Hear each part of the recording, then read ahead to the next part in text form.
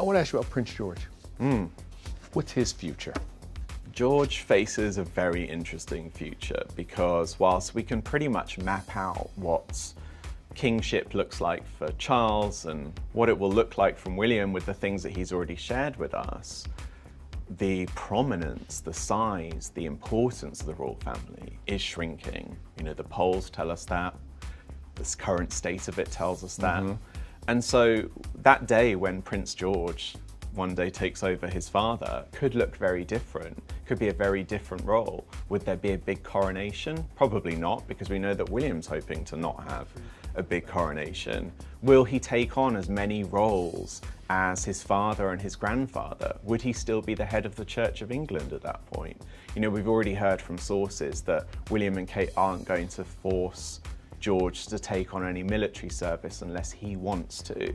They want him to be a man that makes his own decisions, because these are people who know that they've not been able to make their own in their childhoods. William, although he had some freedom thanks to Diana, is effectively put on one path from birth and doesn't get to sway from it much whatsoever. Charles even less so. So for George, this will be a king that will get to make his own decisions, but will essentially be the head of state of a much smaller operation. You only need to look at royal families across Europe to see their size and prominence, and now have sort of turned them into tourist attractions. Will that be the case for the British royal family? And I think that these are the issues and challenges that the current royals have to preserve and build on what they have today, or let it crumble.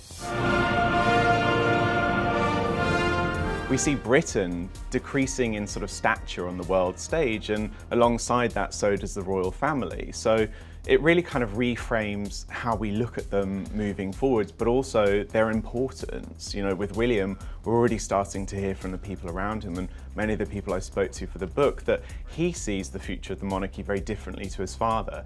Downsizing, less staff, less money, focusing on issues that can actually have impact on rather than just highlighting them. So I think they're really sort of fighting for their relevancy at this point.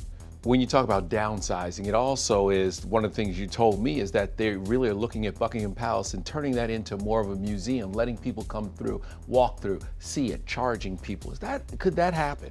Britain's in the middle of a cost of living crisis, and every penny the royal family spends is scrutinised and analysed, including on the pages of the book. I think people want to see a more leaner, tighter, more spendthrift operation, less private helicopters darting around from one of 6 homes for Charles, or private jets for the Wales family. You know, this stuff people notice, and so opening up Buckingham Palace all year round as a tourist attraction is just one of the things that are being sort of considered for the future of the firm. It's why Charles hasn't officially moved into it and is still keeping his base at Clarence House nearby. The Queen would have never acknowledged, you know, or at least through her people, would have acknowledged a book, a movie, or anything. Is it interesting that now everybody's so sensitive and they are acknowledging, and it leaks out how much they care about things like this? I think one of the Queen's greatest strengths was truly adhering to the rule that one must never care about or think about polls or newspaper coverage or what rumours were going around, and just get on with the job. And it did her really well over 70 years on the throne. Now we look at the current working members of the royal family who are so wrapped up in what people are saying and what their image is and what the polls look like from week to week. And I don't think it's doing any of them any service for good, because ultimately it's seen them corral and join hands with shady figures within the British tabloid landscape. It's seen them betray their own family members to put stories out there that make themselves look better.